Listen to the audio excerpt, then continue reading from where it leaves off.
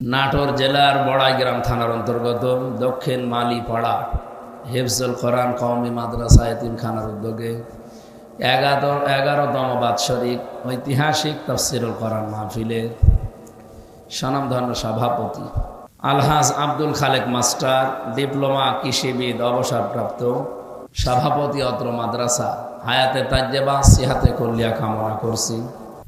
রাব্বুল আলামিন বলেন, ইয়াসমাউ আয়াতিল্লাহি তুতলা আলাইহি সুম্মা ইউসিররু মুস্তাকবিরান কাআল্লাম ইয়াসমাআহা ফাবাশশিরহু বিআযাবিন আলীম। যে মানুষগুলো শুনতে পেয়েছে, মাইকিং করা, পোস্টারিং করা, প্রসার করার সময় শুনেছে যে কোরআনের কথা জানানো হবে, আপনাদের শোনানো হবে অমক মাদ্রাসা প্রাঙ্গণে, কোরআন প্রচার করতে আসবেন অমক অমক। এ কথাগুলো শোনার পরেও যারা সুম্মা ইউসিররু মুস্তাকবিরান, তারা অটল হয়ে বসে আছে তাদের নিজেদের জায়গায় অহংকার নিয়ে, কাআল্লাম ইয়াসমাআহা, যেন তারা এই আওয়াজ শুনতেই পায়নি। এরকম আচরণ যারা করেছে আমার কোরআনের সাথে, ফাবাশশিরহু বিআযাবিন আলীম, হে নবী আপনি তাদেরকে যন্ত্রণাদায়ক আযাবের সুসংবাদ দিন। বলেন নাউজুবিল্লাহ। নাটোরবাসী, আমি নরম ভাবে কথাটা বললাম, যারা আসেন নাই, বিভিন্ন জায়গায় এখনো পর্যন্ত বসে আছেন, চার দোকানে বসে এখনো গীবত করছেন, আমার মনে হয় এখনো পর্যন্ত আপনি গেলে দেখবেন চার দোকানে অনেকে গীবত করছে। এই যে আপনার কানে আওয়াজ জানার পরও আপনি আসেন নাই কোরআন শুনতে, আপনি অহংকার করে সুম্মা ইউসিররু মুস্তাকবিরান, অটল হয়েই বসে আছেন অহংকার নিয়ে। আপনার জন্যে আল্লাহ বলেন, কাআল্লাম ইয়াসমাআহা, ও যেন শোনেই নাই আওয়াজ। তাদের জন্য যন্ত্রণাদায়ক আযাবের কথা। এ তো গেল যারা আসে নাই। আমরা যারা এসেছি আমাদেরকে আল্লাহ কি জানিয়েছেন?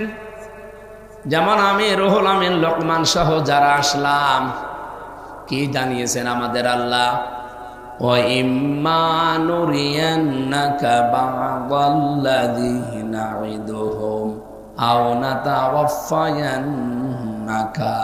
فَإِنَّمَا عَلَيْكَ الْبَلَاغُ وَعَلَيْنَا الْحِسَابُ। সূরা রদের 40 নম্বর আয়াতে আছে, আল্লাহ পাক বলেন, হে নবী আমি যে শাস্তিগুলো তাদের দিতে চাই, আপনি যদি দুনিয়াতে বেঁচে থাকেন অথবা যদি দুনিয়া থেকে বিদায় নেন, তারপরেও আপনার দায়িত্ব কি?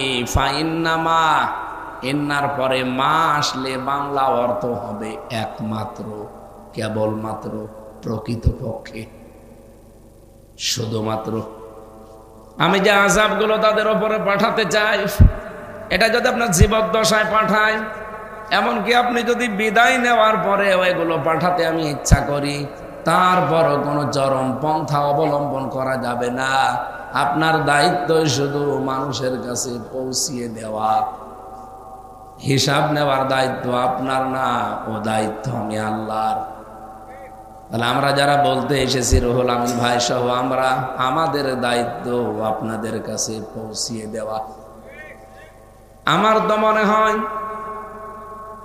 একামতে দিনের যে দাওয়াতটা আমরা নিয়ে বিভিন্ন জেলাতে ছুটে চলি, এই দায়িত্বটা যারা বাংলাদেশে পালন করে তাদের ভেতরে অন্যতম বাংলাদেশ জামাত ইসলামী। এই দাওয়াতটা আল্লাহ, রসুল এবং দলীয় ভাবে বাংলাদেশে এমন ঘর নেই যেখানে কোরআনের এই দাওয়াত পৌঁছায়নি। আজকেও দেখলাম অনেক আলেম নামে কিছু দালাল, তারা ফতোয়া দিচ্ছে যে রাষ্ট্রীয়ভাবে দিন কায়েম করা লাগবে। এটা কোরআনে কোথায় আছে? এগুলো সব মওদুদিবাদের বানানো কথা। নাউজুবিল্লাহ। আপনি কি পড়ে আলেম হয়েছেন আমি তো জানি না। সূরা শুরার 13 নম্বর আয়াত, যদিও আপনি বলছেন যে আয়াত এই উদ্দেশ্যে নাজিল হয়নি, আপনি কয়েকটা পাঠও দেখলাম বললেন, বলছেন আমি যে নামাজ পড়ি, রোজা রাখি, আমি যে হজ করি, যাকাত দেই, আমার বউ পর্দায় থাকে, এগুলো কি দিন কায়েম না? হ্যাঁ, এগুলো দিন কায়েমের একটা শাখা। পূর্ণাঙ্গভাবে এই জমিনে যদি দিন কায়েম করতে চান, সারা জীবন আমি যে চোরের বিরুদ্ধে ওয়াজ করেছি, কোনোদিন চোরের হাত আমি কাটতে পারিনি। কিন্তু চোরের হাত কাটা লাগবে, বিধানটা দিনের ভেতরে আছে না নেই? বলেন বলেন। জেনা করলে যদি সাক্ষ্য প্রমাণে ধরা পড়ে, তাকে সঙ্গে সার করা লাগবে, এ বিধানে দিনের ভেতরে আছে না নেই? সেই 12 সাল থেকে এই বিধানের উপরে তো কত জায়গায় ওয়াজ করলাম, কিন্তু কোনো দিন আমি এই বিধান বাংলাদেশের মানুষকে দেখাতে পেরেছি? পারবো কোনো দিন? আমার গ্রামের বাড়ি কুষ্টিয়ার পাটিকাবাড়ি ইউনিয়ন ডাবিরা ভিটা। একটা লোক বিদেশে গেছে, তার স্ত্রী, অনেকদিন সে লোক বিদেশে আছে, এই জন্য তার স্ত্রী একটা লোকের সাথে লাইন করে জেনা করেছে, এমনকি 4 জন সাক্ষীও আছে। তখন আমি ছেলে যাইনি, সে 19 সালে আমার বলছে আপনি ফতোয়া দেন, মুফতি হয়েছেন, ঠিক আছে ফতোয়া দেব, দিয়ে দিলাম, কিন্তু ফতোয়া যেন আবার কার্যকর করেন না। ওই মহিলাকে যদি এখন ফতোয়া কার্যকর করে বাম মাটির ভেতরে বুক পর্যন্ত গেড়ে দিয়ে ইট বা পাথর দিয়ে যদি আপনি মেরে ফেলেন, ওকে সঙ্গে সার করার আগে আমারে সঙ্গে সার করবে পুলিশ। পুলিশ আমারে ধরে নিয়ে যাবে যে মাওলানা, এদেশে কোরআনের আইন চলে না, আপনি ফতোয়া পর্যন্ত দিতে পারতেন, আপনি রায়টা কার্যকর করতে বললেন কেন? বলেন তো আমি কিছু করতে পারতাম। এরপরও যদিও আমারে ধরে নিয়ে গেছে, 3 বছর জেল থেকে বেরিয়ে দেখলাম গ্রামের লোক 2 ভাগ। এক ভাগ আছে কিছু সফি, একটু বেশি আবেগ, তারা বলছে না এই আমির হামজার ওয়াজ শুনবো না। কেন? ও খালি ফতোয়া দিতে পারে, ও কার্যকর করতে পারে না। মনে মনে জিদ এসে গেছে যে এবার আমরা কার্যকর করব। এই জন্যই মাথায় গামছা বেঁধে লেগেছি। কিন্তু অনেক মানুষ এখন বলছে এ তো লাইন ভুল করে ফেলেছে, তো বেলাইনে এসেছে। বেলাইনে না লাইনে এসেছি?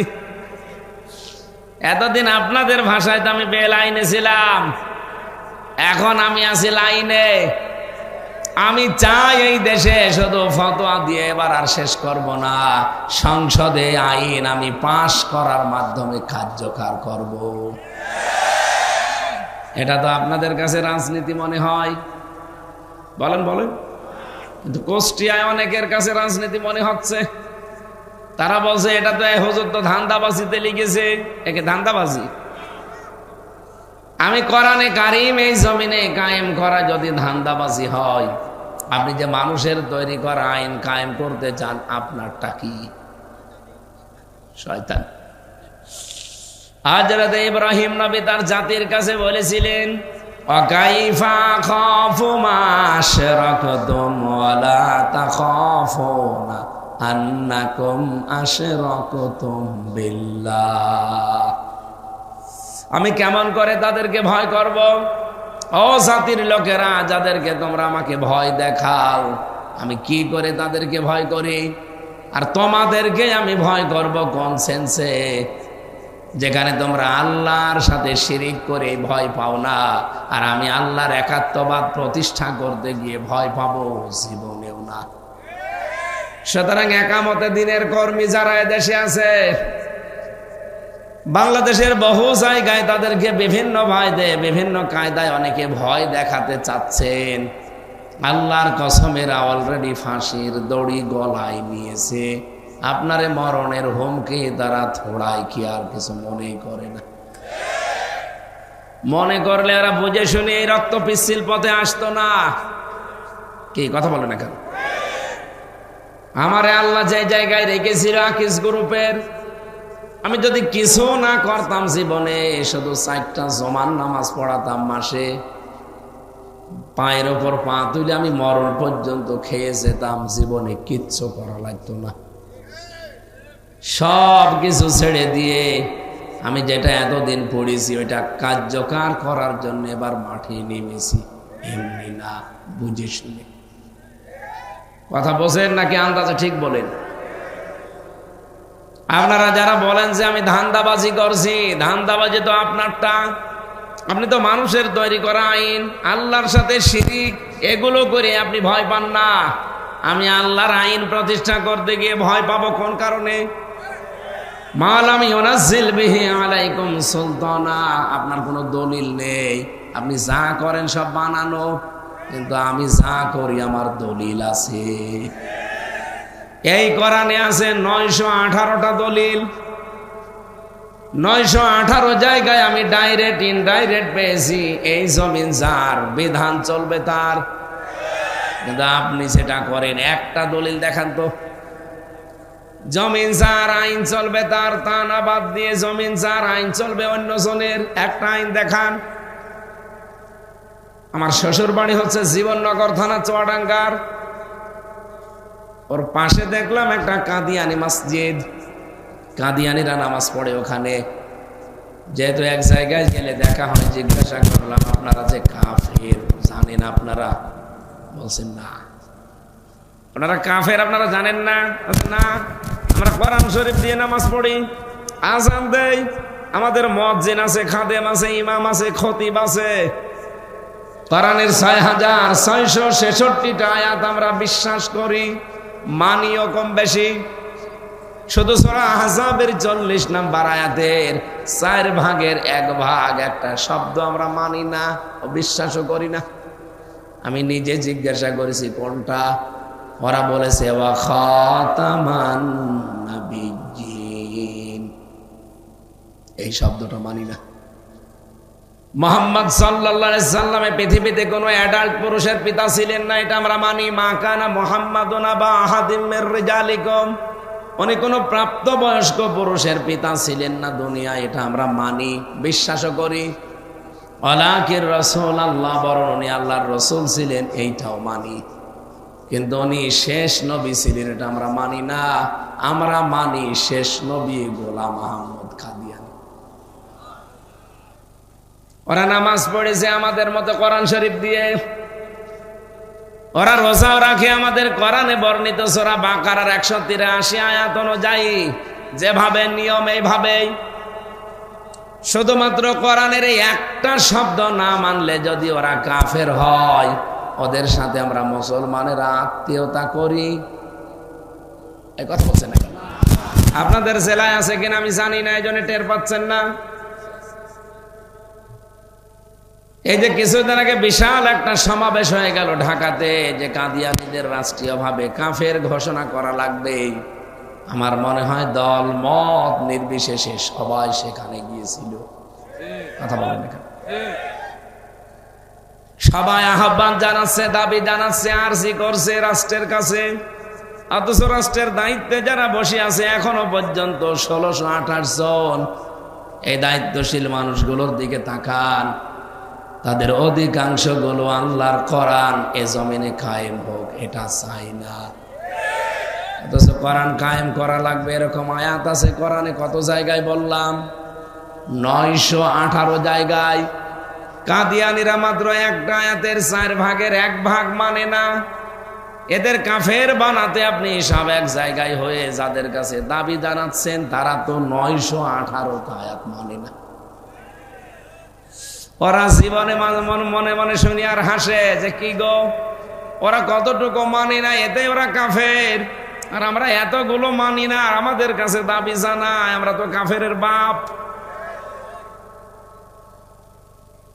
এই জন্যে আমরা চাচ্ছি যাদের কাছে এতদিন আমরা দাবি জানিয়েছি যে আপনারা লিখিত দেন কলম দিয়ে যে কাদিয়ানীরা কাফের, আগামীর বাংলাদেশে আর এই সিস্টেম থাকবে না।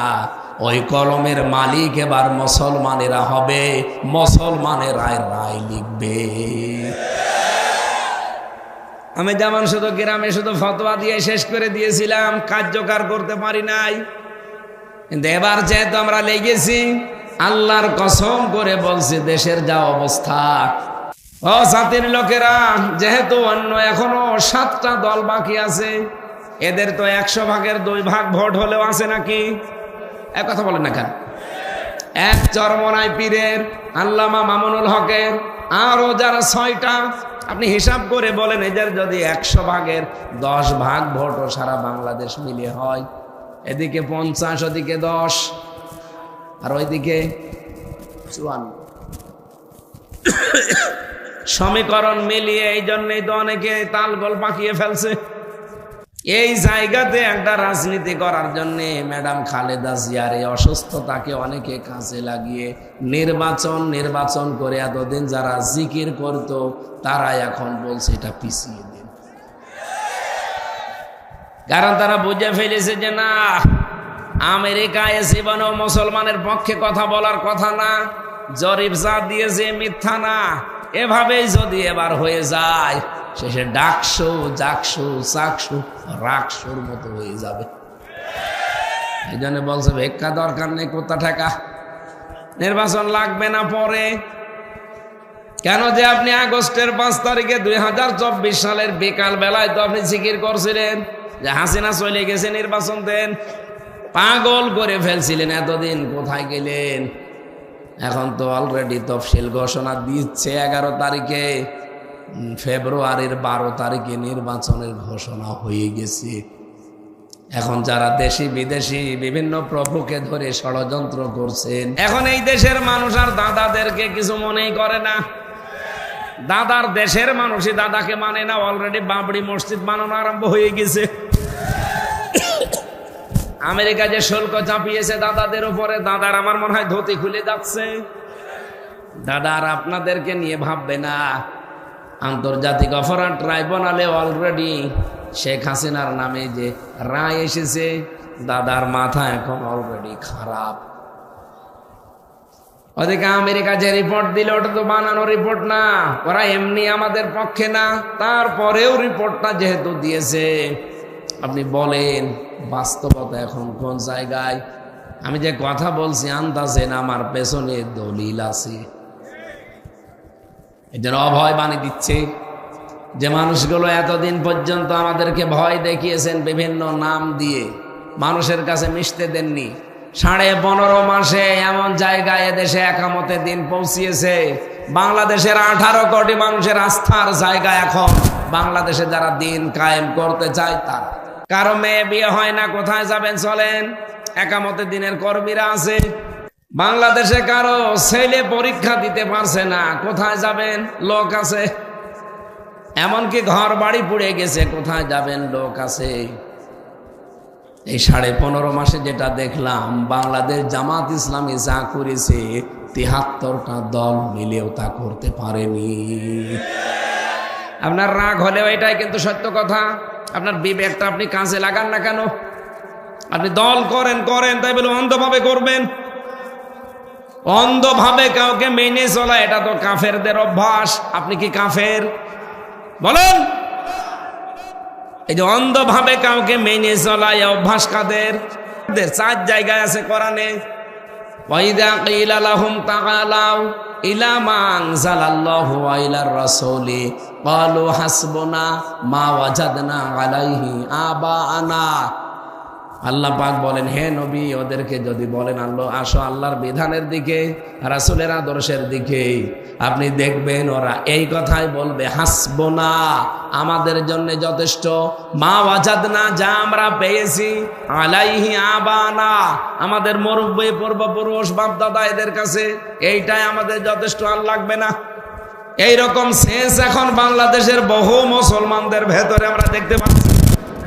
কোরআন শরীফ বলিয়ে খাওয়ালে ওদের কিছু হয়, বলে না আমার এই পূর্বপুরুষ এটা কই দিচ্ছে। এই যে বাপ দাদা পূর্বপুরুষ মুরব্বি আকাবির এগুলো নিয়ে যারা পাগল আছেন, কথা স্পষ্ট, এগুলো কাফেরদের কথা বলে না কেন? কোন মমিন চিন্তা ভাবনা ছাড়া কোনো কিছু করতে পারে? আরো জোরে বলেন। এমনকি কোন মমিন চিন্তা ভাবনা করা ছাড়া কারো পক্ষে বিপক্ষে কথাও বলতে পারে না। একটা মানুষ আল্লাহর কাছে আমাদের প্রথম শব্দ ছিল আফাকিন আসিম, ঘর মিথ্যাবাদী হওয়ার জন্য যথেষ্ট। যা শোনে চিন্তা ভাবনা করা ছাড়া, যাচাই বাছাই করা ছাড়া তাই বলতে থাকে। এটা বাংলাদেশে যারা একামতে দিন কায়েম করতে চায় এদের পেছনে সবচাইতে বেশি এই তহমতটা লাগানো হয়েছিল যে এদের আকীদা ঠিক নেই। আমি কি বেশি বললাম? এ বাংলাদেশে এই করে করে আমাদেরকে জনগণ থেকে বিচ্ছিন্ন যারা রেখেছিল, পারছে তারা আজ। এই ছেলে কি জরুরি কাজ আছে, বসো বসো, তাড়াতাড়ি বসো। শুধু পেশাব পায়খানা ছাড়া বাইরে কেউ যাবেন না, যদি যান আপনার খবর আছে। নাটোরবাসী একটু খেয়াল করে শুনবেন, যারা আজকে আলোচনা করতে এসেছি আমাদের দায়িত্ব পৌঁছিয়ে দেওয়া, কিন্তু হিসাব নেওয়ার দায়িত্ব আমাদের না। যদি হিসাব নেওয়ার দায়িত্ব আল্লাহ আমাদের দিত, আল্লাহর কসম বাংলাদেশে আমরা 5 দিনে ঠিক করে ফেলতাম। এই জন্য যাদের হিসাব দেওয়ার কোনো চিন্তা ভাবনা নেই তারা তো আমাদের দেখতেই পারে না। আজ তাদের বিশ্বাস হয়ে গেছে আমরা যা করে খাই, এরা যদি আসে আমাদের সব বন্ধ করে দেবে। কুষ্টিয়াতে আমাকে অনেকে বলছে, হুজুর যদি আসেন সবই যদি বন্ধ হয়ে যায় কি করে খাবো? করে খাবেন, আপনার কাজ আমি দেব। আপনি যে ধান্দাবাজি চান্দাবাজি করে খান মনে করছেন ওইটাই কাজ।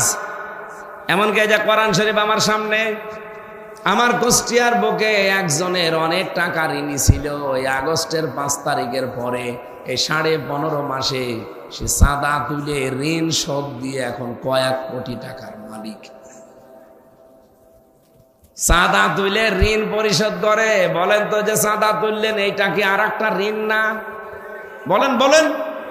কুকুরের প্রসাব যদি কেউ নিজের প্রসাব দিয়ে পাক করে জীবনে পাক হবে? আপনি তো ওই করছেন। ইসলাম হয়তো বোঝেন না, জানেন না, এই জন্য একজন মানুষের অধিকার আপনি নষ্ট করলেন। আপনাকে আমি একটা সতর্কবাণী শোনাই, পৃথিবীতে যদি কারো অধিকার হক আপনার দ্বারা নষ্ট হয়ে যায়, দুনিয়ায় বেঁচে থাকতে যদি আপনি তার কাছে মাফ চেয়ে নিতে না পারেন, আপনার কিন্তু মারাত্মক ক্ষতি আছে। মাওলানা বলছিল তারে আমি, তার উস্তাদ তাকে এমন পিটানো পিটিয়েছে পেট ভেঙে গেছে। উস্তাদ ছিল আবার অন্ধ। এর পরবর্তীতে তাদেরকে ডাক দিয়ে ক্লাসে হাত ধরতে মাথা ধরতে শেষে 5 চেপে ধরে বলছে, বাবা রে তোমাদের যতটুকু অপরাধ তার চাইতে আমি বেশি অত্যাচার করে ফেলেছি। জন্য কিয়ামতের ময়দান না, এখনই তোমাদের কাছে মাপ চাই, দয়া করে তোমরা ছাত্র হিসাবে আমার ওস্তাদ, আমি ওস্তাদকে মাফ করে দাও। ওনারা বলছে পা ধরার পরে আমার মনে হচ্ছিল যে আসমান জমিন ফেটে পড়ছে। উস্তাদ পা ধরে আছে, একজন অন্ধ। বারবার আমরা বললাম পা ছাড়েন, পা ছেড়ে দেন, আপনি আমাদের উস্তাদ, সারা জীবন পড়িয়েছেন, পা ধরে আছেন মানে। উস্তাদ বারবার বলেছে, দেখো দুনিয়াতে যদি তোমাদের এই অপরাধটা আমি একটু বেশি করে ফেলেছি, 2টা মারার দরকার ছিল, 10টা মেরে ফেলেছি। এটা যদি দুনিয়ায় মাফ না করো, কিয়ামতের দিন আমার আল্লাহ আমাকে মাফ করবে না। আমরা তো এইটা তৈরি করতে চাই বাংলাদেশে। এই দেশটা সত্যিই দাঁড়িয়ে যাওয়া সম্ভব, শুধু এই টেন্ডেন্সি বাংলার মানুষের ভেতরে তৈরি করে দেওয়া লাগবে।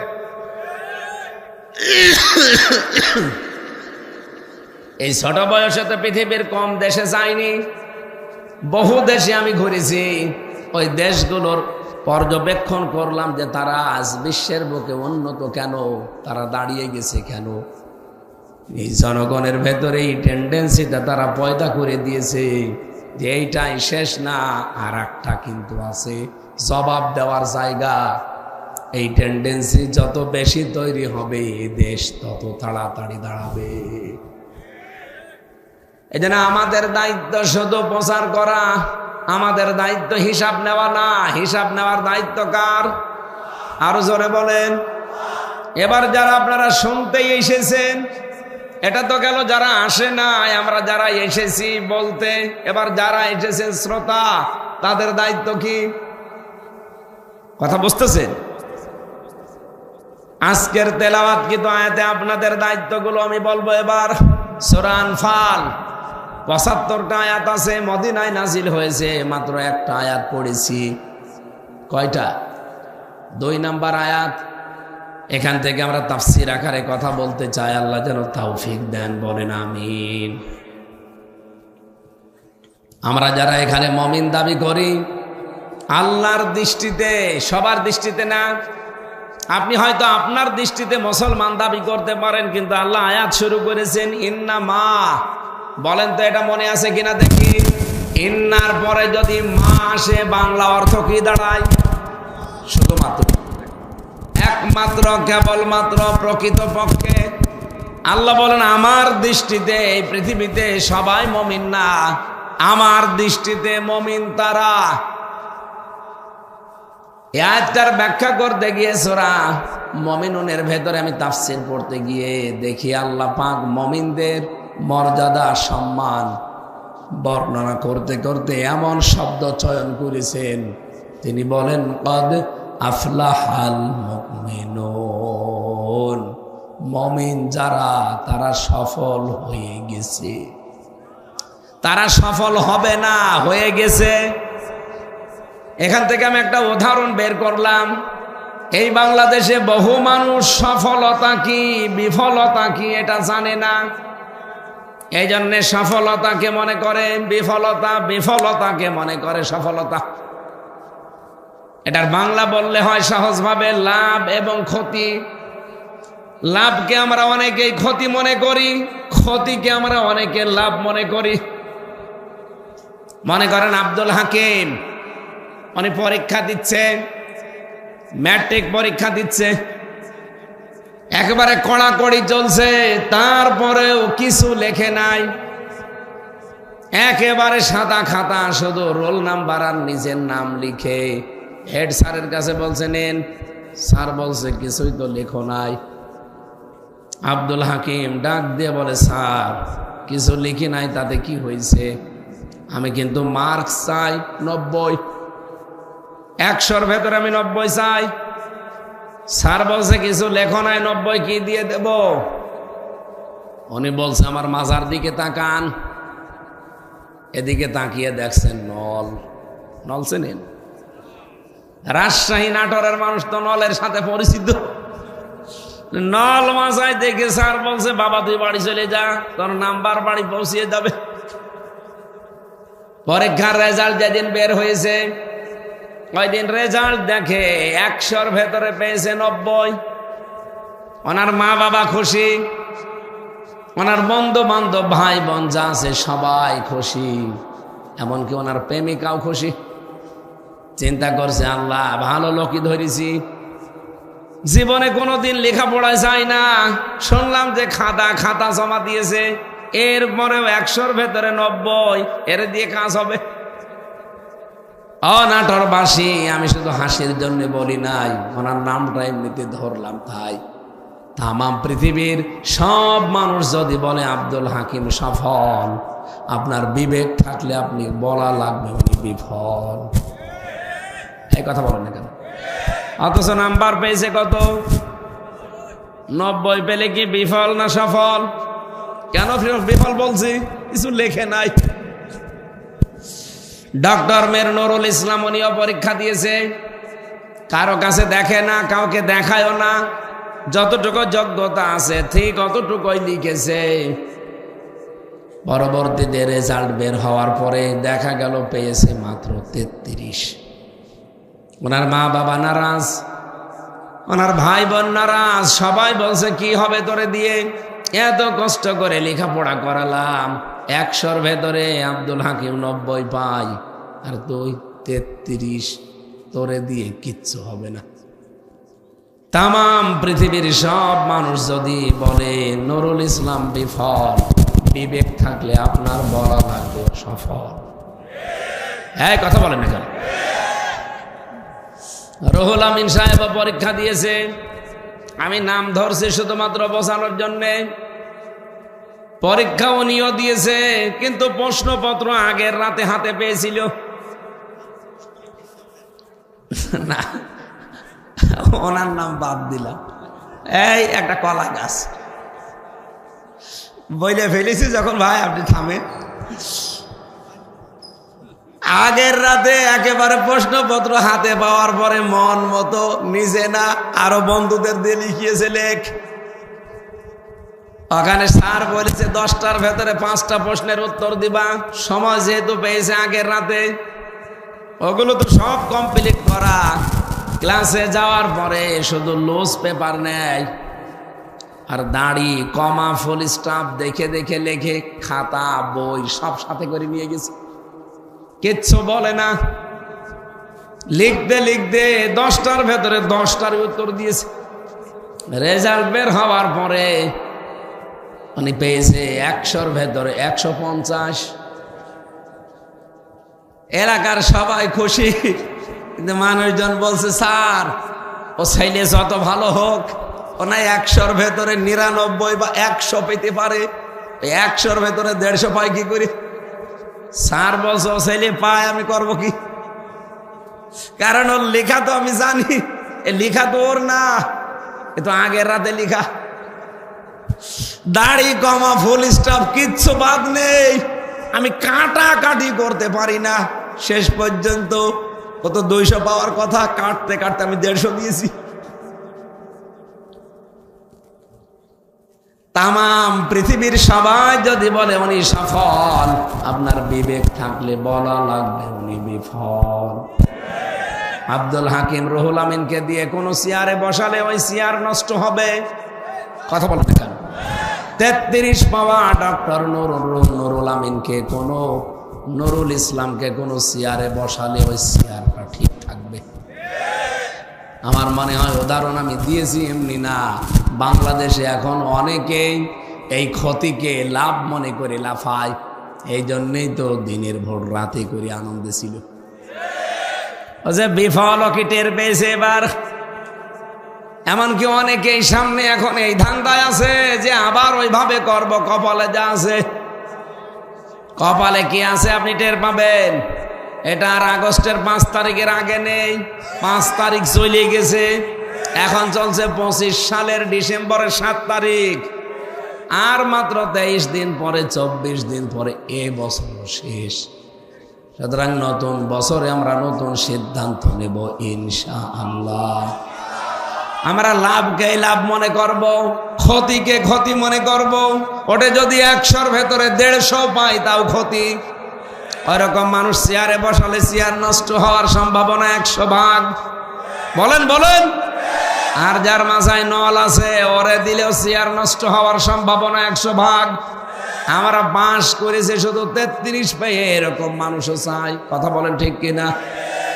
কারণ সে কাউকে দেখায়নি, দেখেওনি, যতটুকু যোগ্যতা আছে লিখেছে। চেয়ারে বসলে চেয়ার নষ্ট হবে না, ঠিক থাকবে।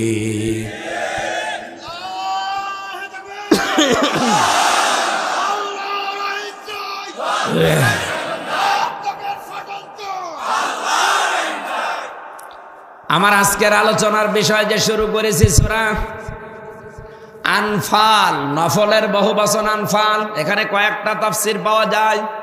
1 নম্বরে যুদ্ধ লব্ধ সম্পদ, 2 নম্বরে নফল মানে অতিরিক্ত, আনফাল মানে নফলের বহুবচন। যেহেতু আল্লাহ আনফাল দিয়েছেন, যুদ্ধের গনিমতের মাল, এ সমস্ত বিষয়গুলোই বোঝানো হয়। ইবনে মাসউদ রাদিয়াল্লাহু তাআলা আনহু উনি একটা মত দিয়েছেন, এখানে আনফাল মানে নফল সমূহ। তাফসীর করতে গিয়ে উনি লিখেছেন, কিয়ামতের ময়দানে মহান আল্লাহ পাক ফরজগুলোর হিসাব প্রথমে নেবেন। ফরজের হিসাব নিতে নিতে যখন দেখবে যে না এই ত্রুটি আছে, তখন বলবে যে ওর নফল আছে কিনা ওইটা নিয়ে আসো। নফল কাজগুলো তখন যোগ করে হলো আপনাকে আল্লাহ মাফ করবে। এরকম একটা গুরুত্বপূর্ণ সূরা নফল, নফল থেকে আনফাল।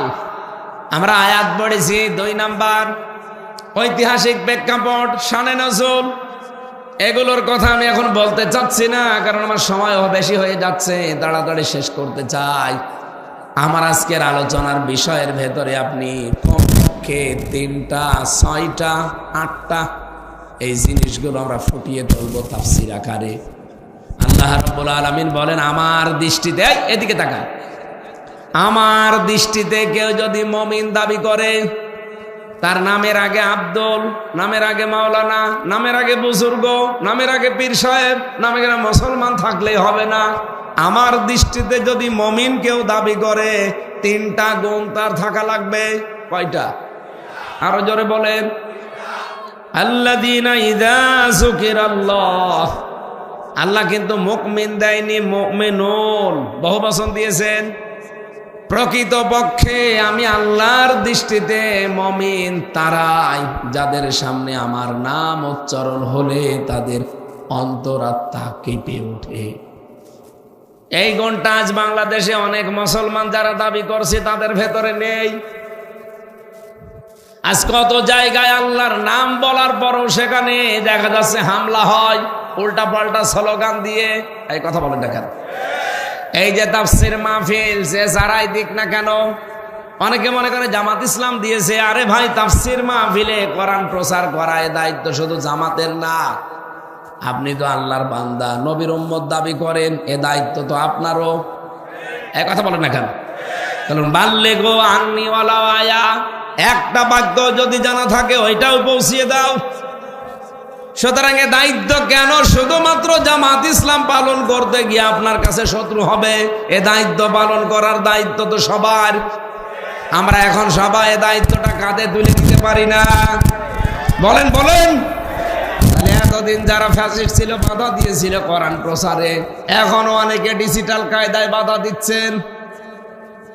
এ দায়িত্ব শুধু আমির হামজার না, আপনি মুসলমান, আপনি নবীর উম্মত, আপনারও একই দায়িত্ব। একটা বাক্য জানা থাকলে পৌঁছিয়ে দেন। কারণ আপনিও হয়তো 100 বছর পরে এখানে থাকবেন না, আমিও থাকবো না। যতদিন আছি দায়িত্বটা পালন করে যান, কাজে লাগবে। যতটুকু জানেন ওইটা প্রচার করা লাগবে। এ নির্দেশ রাসূলুল্লাহর। কার? বলেন বলেন। আল্লাহর আদেশ মানা যেমন ফরজ, রাসূলের আদেশ মানা কি? এই ফরজ দায়িত্ব আজ আমরা সবাই কাঁধে তুলে নিলে বাংলাদেশে কোনো জায়গায় কোরআন প্রচারে কেউ বাধা দিতে পারতো না। কত জায়গায় মেয়েদের বাধা দেওয়া হচ্ছে, বলছে না এরা জামাত ইসলাম করে। ও জামাতের কথা যে বলে, ও তো কোরআনের কথা যে বলে। আপনি জামাতকে ঠকাতে গিয়ে প্রকারান্তে কোরআনকে আটকাতে চাচ্ছেন, আপনি কিন্তু কপালে আগুন লাগাচ্ছেন। এই কথা বলছেন এখানে। ওকে কোনদিন বলেছে যে আসেন আমার বাবার আদর্শে জমিনে কায়েম করি? বলেন না কেন? কোনদিন বলেছে আল্লামা মাওদুদের আদর্শে জমিনে কায়েম করি? কোন কারণে জামাতের ট্যাগ দেন? সে তো কথা বললেই বলে আল্লাহর কথা, রাসূলুল্লাহর কথা। এ দায়িত্ব তো আপনারও ছিল। অনাটোরবাসী আপনি যদি বোঝার পরও না বোঝার ভান করে থাকেন, 2টা ক্ষতি হবে আপনার। 1 নম্বরে ভুল সিদ্ধান্ত আল্লাহ আপনার উপরে চাপিয়ে দেবে। ওয়ায়াজআলুর রিজসা আলাল্লাযিনা লা ইয়াকিলুন, যারা তাদের বিবেক কাজে লাগাবে না তাদের উপরে আল্লাহ ভুল জিনিস চাপিয়ে দেবে। 2 নম্বরে আপনি মরণের আগে জালেম হয়ে মরবেন। আপনি মাজলুম হতে পারবেন না, জালেম হয়ে মরবেন। এই আয়াতটা পড়তে গিয়ে আমি একটা হাদিস পেয়েছিলাম তিরমিজি শরীফে। এদিকে তাকান। কোন মানুষ যদি জেনে শুনে কোন জালেমকে এবং কোন চরিত্রহীন মানুষকে সাপোর্ট করে, আল্লাহ পাক বলেন, নবীজি এটা বর্ণনা করেন, হাদিসে কুদসি আছে, সেই লোকটার সঙ্গে সঙ্গে ইসলাম থেকে খারিজ হয়ে যায়। আরে বাংলাদেশে এটা সবচাইতে বেশি। আমরা অনেকে জানা শোনার পরেও জালেমকে, চরিত্রহীন মানুষকে সাপোর্ট করি। এই কথা বলেন এখানে। আসরের নামাজের সময় 2 জন ফেরেশতা এসেছে। আমরা যখন বাইরের দেশগুলোতে যাই আমাকে দেখায়, এই দেশে সাগর ডেড সি বলে, জর্ডানে পাবেন মৃত সাগর। এটা লূত নবী আলাইহিস সালামের এলাকা। এলাকার মানুষেরা পুরুষে পুরুষে, মহিলা মহিলায় জেনা করত। আল্লাহ এত রাগ করেছিলেন যে 2 জন ফেরেশতাকে বললেন, যাও ওই শহর মাগরিবের আগে পুরাটা উল্টিয়ে সাগর বানিয়ে দাও। ফেরেশতা 2 জন এসে আল্লাহর নবী লূতকে বললেন, ফানজাইনাহু ওয়া আহলাহু ইল্লা ইমরাতাহু কানাত মিনাল গাবিরিন। সূরা আরাফ 83 নাম্বার আয়াতে পাবেন, 8 নাম্বার পারা 20 নাম্বার পৃষ্ঠা 3 নাম্বার লাইনে আছে। হে নবী লোক, আপনার আহাল পরিবার যারা আছে তাদেরকে নিয়ে আপনি এখান থেকে সরে যান। মাগরিবের সময় আল্লাহর গজব এখানে নাজিল হবে, কিন্তু সাবধান, ইল্লাম রাতা, আপনার স্ত্রীকে নেবেন না। প্রশ্ন আসতে পারে তার স্ত্রীকে তার আহাল পরিবারের ভেতরে না, ভেতরে। এমনকি হযরতে লূত নবীর স্ত্রীর জীবনী পড়তে গিয়ে দেখলাম এই মহিলার চরিত্র খারাপ ছিল না, সে চরিত্রহীনা ছিল না, যে মানে জেনা ব্যভিচার করে নাই। এরপরও আল্লাহর ফেরেশতারা তাকে নিষেধ করেছে। গজব যখন নাজিল হয়েছে, লূত নবীর স্ত্রীকে আল্লাহ ধ্বংস করে জাহান্নামে দিয়েছে। আমি হাদিসের এই আয়াতটার ব্যাখ্যা এই কারণে বলছি,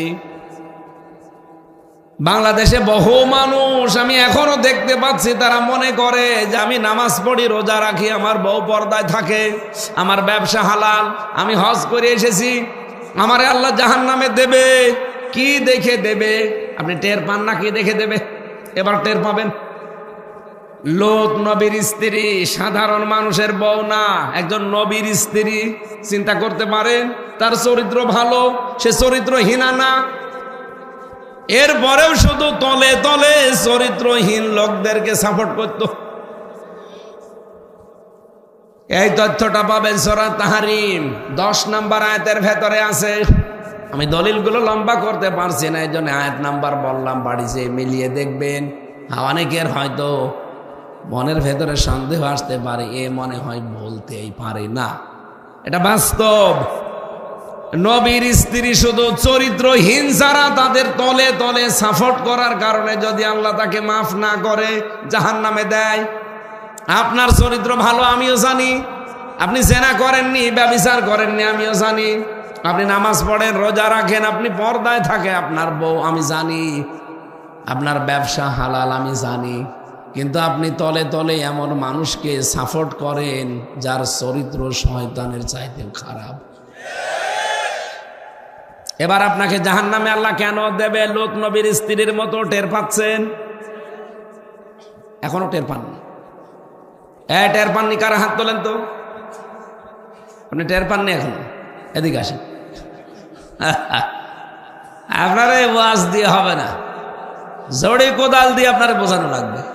আপনি এখনো টের পাননি? এরে মনে হয় নাটোর জেলায় না রেখে এর পাবনায় দেওয়ার দরকার। দড়ি দিয়ে বেঁধে হেমায়েতপুরে পাঠিয়ে দিন। এই যে এটারে এখনো টের পায়নি যে কেন জাহান্নামে যাবে। রুহুল আমিন সাহেব দলিল দিয়েছিলেন না শেষের কথায়, কি শোনেননি দলিল? ওটা শুধুমাত্র ওই মোনাজাতের জন্যই না।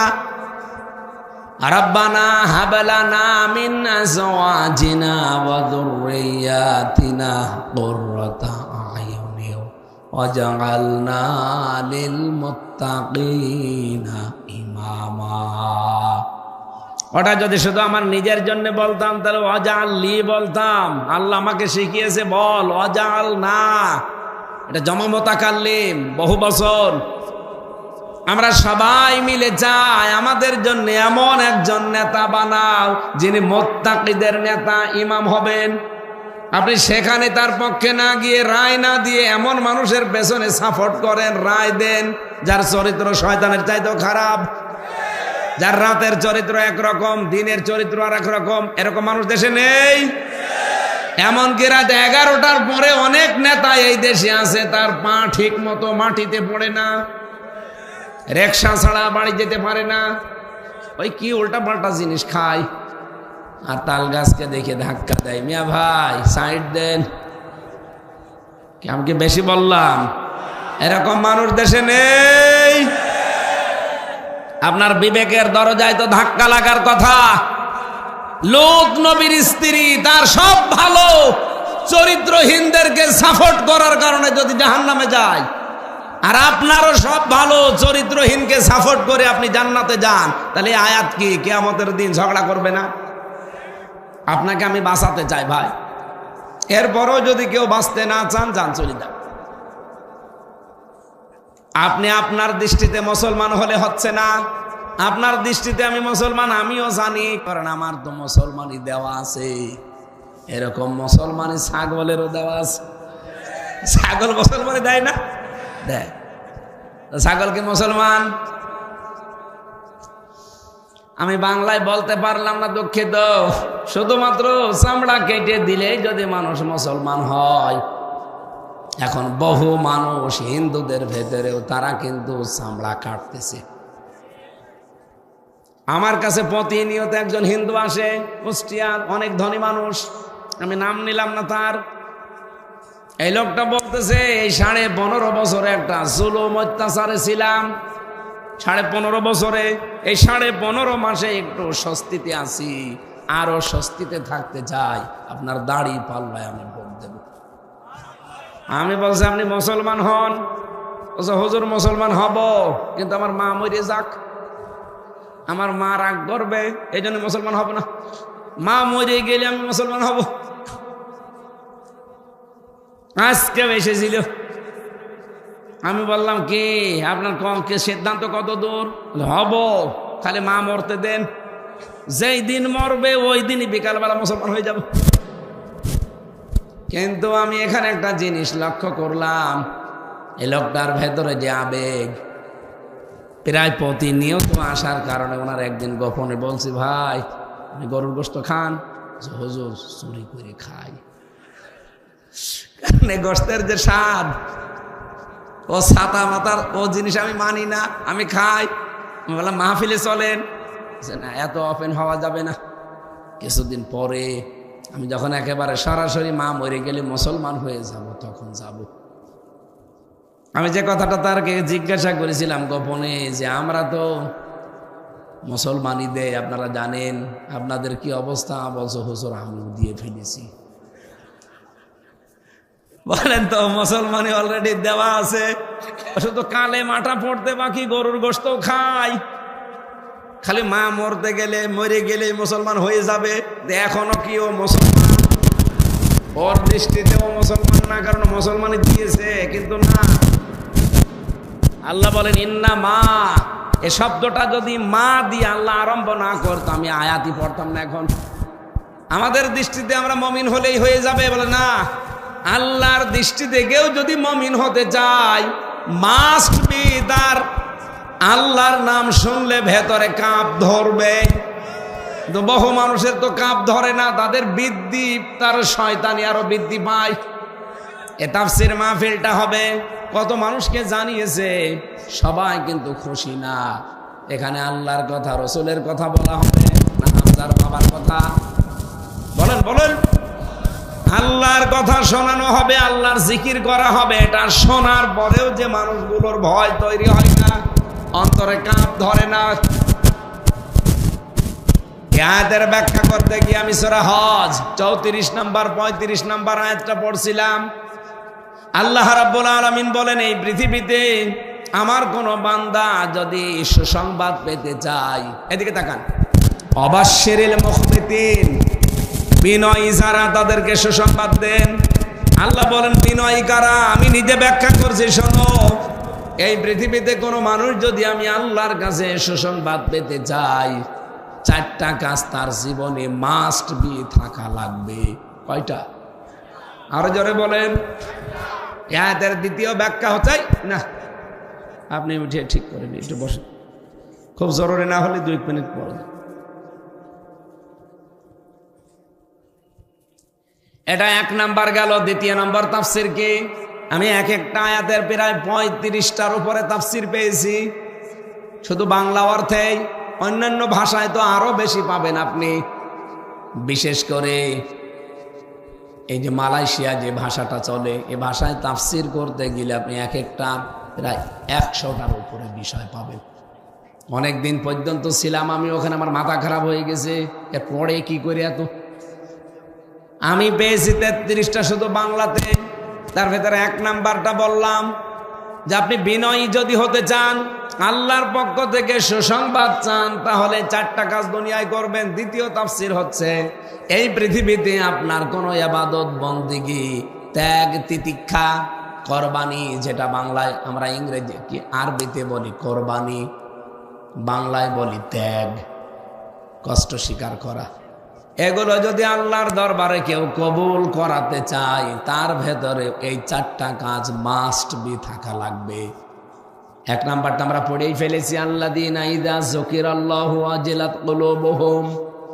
এই পৃথিবীতে তার ইবাদত, তার বন্দেগী, তার কোরবানি, তার ত্যাগ তিতিক্ষা, তার কষ্ট আল্লাহর দরবারে তাড়াতাড়ি কবুল হবে যার সামনে আল্লাহর নাম উচ্চারণ হলে ভেতরে কেঁপে উঠবে।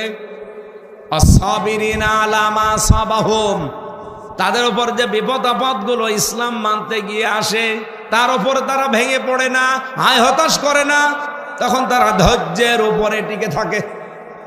সুতরাং বাংলাদেশে ইসলাম মানতে গিয়ে যারা ধৈর্যের পরীক্ষায় উত্তীর্ণ হবেন, যে যত বেশি ধৈর্য ধারণ করতে পারবেন, আপনি বিশ্বাস করতে পারেন আপনার ইবাদত বন্দেগী তত তাড়াতাড়ি কবুল হচ্ছে। একটা মানুষ 15 বছর স্ত্রীর কাছে থাকতে পারে নাই, সেও ইসলাম মানে, আপনিও ইসলাম মানছেন, 15 বছর ঠিক মতো ঘর সংসার করছেন, আপনারটার ওরটা একসাথে আল্লাহ কবুল করবে জীবনেও না। আমার কথা বোঝা যায়নি? আস-সাবিরিনা আলা মা সাবাহুম, দিনের উপরে চলতে গিয়ে বিপদ আপদ মুসিবতে যারা ধৈর্য ধারণ করতে পারে, এই মানুষকে আল্লাহ নিজে তাড়াতাড়ি সুসংবাদ দিচ্ছেন। বলেন সুবহানাল্লাহ। আল মুকিমিস সালাত, এখানে ফাইল, আল মুকিমিস সালাত, সে নামাজ কায়েমকারী হবে। ওয়া মিম্মা রাযাকনাহুম ইউনফিকুন, এবং তাকে আল্লাহ যে রিজিক দিয়েছে এগুলো সে সাধ্য মতো খরচ করবে। এই 4টা শব্দ বললাম, শুধু এর ব্যাখ্যা লক্ষ লক্ষ কথা লেখা আছে। তাহলে দুনিয়াতে যার ইবাদত তাড়াতাড়ি কবুল হওয়ার সম্ভাবনা বেশি, এই আয়াত তার দলিল। আপনি দেখেন আপনারটা তাড়াতাড়ি কবুল হওয়ার পর্যায়ে আছে কিনা। আপনার একটা বাড়ি আছে 20টা, মনে করেন 5 তালা, প্রতি মাসে 1 লাখ টাকা করে ভাড়া তোলেন, খান, 5 ওয়াক্ত নামাজ পড়েন, জিকির করেন, পান খান, একেবারে চলে যাচ্ছে। আর একটা মানুষ মাথার ঘাম পায়ে ফেলে সারাদিন পরিশ্রম করে মাত্র 500 টাকা উপায় করে, তার সংসার চালাতে গিয়ে হিমশিম খায়, এরপরও সে আল্লাহর বিধান বাদ দেয় না। আপনার সুবহানাল্লাহ 10 বার বলা আর ওই লোকটার সুবহানাল্লাহ 1 বার বলার সমান। আমি ইঙ্গিত দিলাম, আশা করছি কথা বুঝেছেন। না বোঝার ভান করে থাকবেন না, বুঝেছেন কিনা বলেন? বুঝেছেন? আমার নাটোরবাসী আয়াতের যে 3টা গুণের কথা বললাম, তাহলে 1 নম্বরে আল্লাহর নাম উচ্চারণ হলে তাদের অন্তরাত্মা কেঁপে উঠবে। ওয়াইদা তুলিয়াত আলাইহিম আয়াতুহু যাদাতুহুম ঈমানা, তাদের সামনে আল্লাহর আয়াতগুলো তেলাওয়াত হলে এই মানুষগুলোর ঈমান যা আছে আরো বেড়ে যাবে। ওয়া আলা রাব্বিহিম ইয়াতাওয়াক্কালুন, 3 নম্বরে ওরা এখান থেকে বাড়ি যাওয়ার সময় সব কিছু বাদ দিয়ে ভরসা করবে একমাত্র আল্লাহর উপরে। আমার মনে হয় আল্লাহর দৃষ্টিতে যারা আমরা মুমিন, এই 3টা গুণ আমাদের ভেতরে ইনশাআল্লাহ তৈরি হবে। কিন্তু আল্লাহর দৃষ্টিতে যারা মুমিন না, ওদেরকে একদিন না কিয়ামত পর্যন্ত ওয়াজ শোনালে এই 3টা গুণ তাদের ভেতরে তৈরি হবে। আরো জোরে বলেন হবে। 3টা গুণ অর্জন করার পরে আল্লাহ কাজ দিয়েছেন 2টা।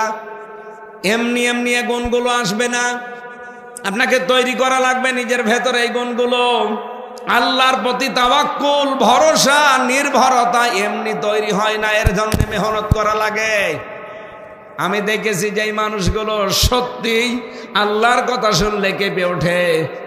কোরআনে কারিম বুঝে তেলাওয়াত করে, না বুঝে তেলাওয়াত করে তাদের ঈমান যারা বাড়তে বাড়তে এ পরিমাণে যায়, শেষে বাড়ি যাওয়ার সময় আল্লাহ ছাড়া কাউকে মানি না, ভরসা করি না, এরকম একটা জিদ তৈরি হয়। এবার আমরা কাজ পাচ্ছি 2টা। আল্লাহ রাব্বুল আলামিন বলেন, আল্লাযীনা ইউকিমুনাস সালাতা ওয়া মিম্মা রাযাকনাহুম ইউনফিকুন, তারা দুনিয়ায় যতদিন বেঁচে থাকবে তারা নামাজ কায়েম করবে এবং সম্পদ যা আছে তারা ওগুলো আল্লাহর জন্য, মানবতার জন্য ব্যয় করবে। ও নাটোরবাসী, আয়াত থেকে আমি পেয়েছি নামাজ আগে না জীবন আগে। হ্যাঁ, না, আপনারা ঘুমাচ্ছেন।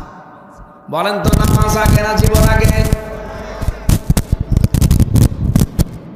আল্লাহ রাব্বুল আলামিন জানিয়েছেন, কুল ইন্না সলাতি ওয়া নুসুকি ওয়া মাহইয়ায়া ওয়া মামাতি লিল্লাহি রাব্বিল আলামিন। এখানে যে সিরিয়াল দেওয়া আছে, সিরিয়াল আমি বানিয়েছি। কে দিয়েছে? আল্লাহ পাক বলেন, নবী আপনি বলেন আমার নামাজ, আমার কোরবানি, আমার বেঁচে থাকা, আমার মরে যাওয়া সব আমি আল্লাহর জন্য দিয়ে দিয়েছি। এখানে সিরিয়ালে প্রথমে নামাজ, প্রথমে কি? তার মানে আমি নামাজ কায়েমের জন্য এই দুনিয়ায় বেঁচে আছি। আমার জন্য যদি নামাজ কায়েমই না হয় তো দুনিয়ায় আমি বেঁচে থেকে আমার লাভ কি? আমি তো বেঁচে আছি নামাজ কায়েম করার জন্যে। আমার যে যশ, আমার যে খ্যাতি, আমার যে সুপরিচিতি যা আল্লাহ আমাকে দিয়েছে, আমার যে ভাইরাল হওয়া, সব আল্লাহর দিনের জন্যে, নামাজ কায়েমের জন্যে। এইটাই যদি আমার এগুলো কাজে না লাগে তা আমি শুধু বাংলাদেশ না, শুধু পৃথিবী না, এরকম পৃথিবী আল্লাহ যত বানিয়েছেন সারা জগতে আমার ভাইরাল হয়ে কোনো লাভ আছে? নেই। এইটাই অনেকে আমি বোঝাতে পারি না যে আমার ভাইরাল হওয়া বলেন, আমার পরিচিতি বলেন, আমার যশ খ্যাতি, আমার টাকা পয়সা, আমার বক্তব্য, এগুলো তো কাজে লাগা লাগবে আল্লাহর এই জমিনে তার নামাজ কায়েমকারী হিসাবে। আমরা যেহেতু নামাজ শুধু পড়তে পারি, নামাজ আজ আমরা কায়েম করতে পারি, পেরেছি? এবার সুযোগ এসেছে মুসলমান, বাংলাদেশে যেহেতু সুযোগ এসেছে, আমেরিকার রিপোর্টই বললাম 100 জনের অলরেডি সব মিলে 60 জন হয়ে গেছে। আর বাংলাদেশের একটা জরিপ পেয়েছি, এরা বলছে 100 জনের 77 জন মানুষ চাচ্ছে দেশে এবার ইসলাম কায়েম। সেই হিসাবে কোনো চিন্তা নেই আপনাদের, কোনো ভয় নেই। নামাজ এবার কায়েমের দ্বার প্রান্তে চলে গেছে। এরপরেও যদি কেউ নামাজ কায়েমের আন্দোলনে না আসেন, আপনি যদি মনে করেন না আমি শুধু নামাজ পড়বো, তা আপনার নামাজ পড়া নিয়ে আল্লাহ কি করবে? অনেকেই মনে মনে ভাবে যে আমি আল্লাহকে সেজদা দেই, এটা মনে হয় আল্লাহর লাভ হয়। না, আল্লাহর কোনো লাভ নেই। আপনি আল্লাহকে সেজদা না দিলে হাসিনার মতো ওনারে পালিয়ে যাওয়া লাগবে। বলেন বলেন, কোন লাভ নেই। আল্লাহর যত লাভ ক্ষতি সব আপনার। আপনাকে আল্লাহ 82 বারে এই ইঙ্গিতটা দিয়েছেন, আদেশ দিয়েছেন কোরআনে যে নামাজ কায়েম করো। জীবনটাই তোমাকে নামাজ কায়েম করার জন্য দিয়েছি। এই জন্য সিরিয়াল হিসাবে আগে নামাজ, এরপরে 3 নম্বরে জীবন, মাহইয়া মামাতি। আপনি যদি জীবনে বেঁচে থাকা অবস্থান নামাজ কায়েমের আন্দোলনই না করেন, আপনার এই জীবন ব্যর্থ। এক কথা বলা লাগবে, আপনাকে জীবন থাকতে নামাজ কায়েমের আন্দোলনে যুক্ত হওয়া লাগবে। এই বাংলাদেশে যত দল আছে, সেই দল নামাজ কায়েমের আন্দোলন করে, আপনাকে আমি আহ্বান জানাচ্ছি ওই দল করবেন। কোন দল? আপনি নিজেই বলেন। যেই দল এই দেশে নামাজ কায়েমের আন্দোলন করবে, আপনি ওই দল করবেন। কারণ কাজই আল্লাহ দিয়েছেন এই দুইটা। তাহলে নামাজ শুধু পড়া না, নামাজ কায়েম করা লাগবে। এই 54 বছর বাংলাদেশে নামাজ পড়া আছে না কায়েম করা আছে? আরো জোরে বলেন। পড়া আছে, এবার আমরা কায়েম করতে চাই। কি হবে এর পুরস্কার আল্লাহ পরে দেবেন, এবার শুনবেন। আমিম্মা রাযাকনাহুম ইউনফিকুন। এই পৃথিবীতে যত রকমের রিজিক তোমাকে আমি আল্লাহ দিয়েছি, সবগুলো তুমি আমার জন্য, মানবতার জন্য ব্যয় করবা। আপনার স্ত্রীও কিন্তু রিজিক, আপনার সন্তানও রিজিক। আমরা যারা সন্তান জন্ম দেয় ওই সময় একটা যে দোয়া পড়ে, ওখানে কিন্তু রিজিক শব্দটা আছে। বিসমিল্লাহি আল্লাহুম্মা জান্নিবনা শাইতান ওয়া জান্নিবিশ শাইতান মা রাযাকতানা। হে আল্লাহ, তুমি আমাদেরকে শয়তান থেকে রক্ষা করো। আমরা তোমার নামে সংসার জীবন আরম্ভ করছি, আমাদেরকে যে রিজিক সন্তান যা দেবে সেগুলো সন্তান থেকে, শয়তান থেকে রক্ষা করো। এখানে রিজিক মানে যে সন্তান, আমি কি বানিয়ে বলছি? বলেন বলেন। তাহলে আপনার দায়িত্ব হবে সন্তানটাও যেহেতু রিজিক, এই রিজিকও যেখানে সেখানে খরচ করা যাবে না। আপনার সন্তান শয়তানের মিছিলের আগে আগে থাকে, কেন এই রিজিকটা আপনি আল্লাহর মিছিলের আগে লাগতে পারেন না? আশা করছে আপনার রিজিক এখন থেকে আর কোনো জায়গায় ব্যয় হবে না, আল্লাহ, রাসূল আর মানবতা বাদ দিয়ে। তাহলে আমাদের গুণ অর্জন হবে তিনটা, কাজ হবে এই দুইটা, পুরস্কার আল্লাহ দেবেন তিনটা। কয়টা? আরো জোরে বলেন। আল্লাহ পাক বলেন উলাইকা হুমুল মুমিনুনা হাক্কা। এই যে উলাইকা শব্দ কখন ব্যবহার করা হয় জানেন? এই যে মানুষগুলো যারা বসে আছেন, আমি যদি আঙ্গুলটা এইভাবে ইশারা করে বলি যে এই নাটোরের মালিপাড়া এই মানুষগুলো, এইরকম ভাবে যখন বলবো তখন উলাইকা দেওয়া হয়।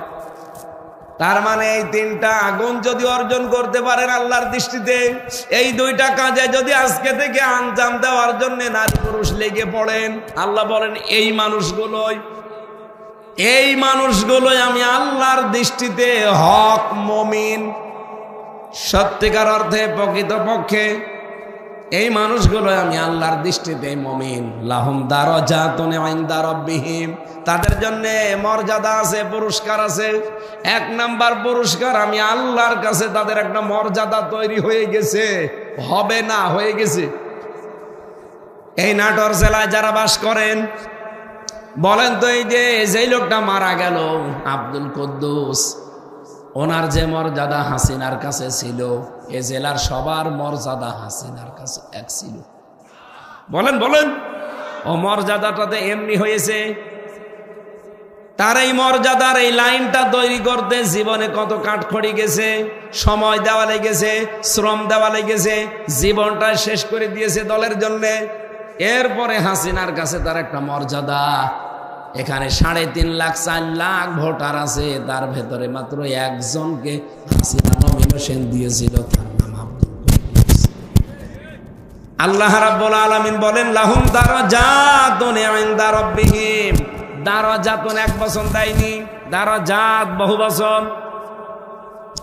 আমি আল্লাহর কাছে ওর বহু মর্যাদা, কতগুলো মর্যাদা দেব নিজেও হিসাব করে পারবে না। ওর এতগুলো মর্যাদা আমি মরণের পর থেকে আরম্ভ করব, একটার পরে একটা মর্যাদার দৃশ্য দেখবে, চোখ কপালে উঠে যাবে। মাগফিরাতুন 2 নম্বরে আমি আল্লাহ বলছি ওরে আমি নিজের থেকে মাফ করে দেব। আরো জোরে বলেন, এটা যে কত বড় পাওয়া আপনি কি বোঝেন? মাফ আল্লাহর পক্ষ থেকে।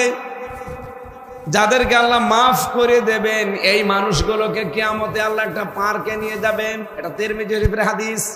একটা পার্কের ভেতরে নিয়ে আল্লাহ তার মাফ করনেওয়ালা যাদেরকে মাফ করে দিয়েছেন এই বান্দার বান্দিগুলোকে এক জায়গায় বসিয়ে তিনি একটা অনুষ্ঠানে হযরত দাউদ আলাইহিস সালাম, মুহাম্মদ রাসূলুল্লাহ সাল্লাল্লাহু আলাইহি সাল্লাম এদেরকে দিয়ে কোরআন তেলাওয়াত করে অনুষ্ঠান উদ্বোধন করবেন। সর্বশেষ নবীজিকে আল্লাহ জিজ্ঞাসা করবেন, আপনি সূরা ইয়াসিন তেলাওয়াত করে শুনিয়ে দিয়েছেন। এরা 50 বছর পর্যন্ত তা ধরে আছে। আতাসমাউ বাদুন, আরো কিছু শুনতে চাও তোমরা? আল্লাহ আওয়াজ দেওয়ার পরে যত মানুষ এই পার্কের ভেতরে আছে জান্নাতে, সবাই আশ্চর্য হয়ে বলবে রব্বুল আলামিন আরো কিছু আছে। এর চাইতে আর কি থাকতে পারে? আমরা কতদিন কাটিয়ে ফেলেছি।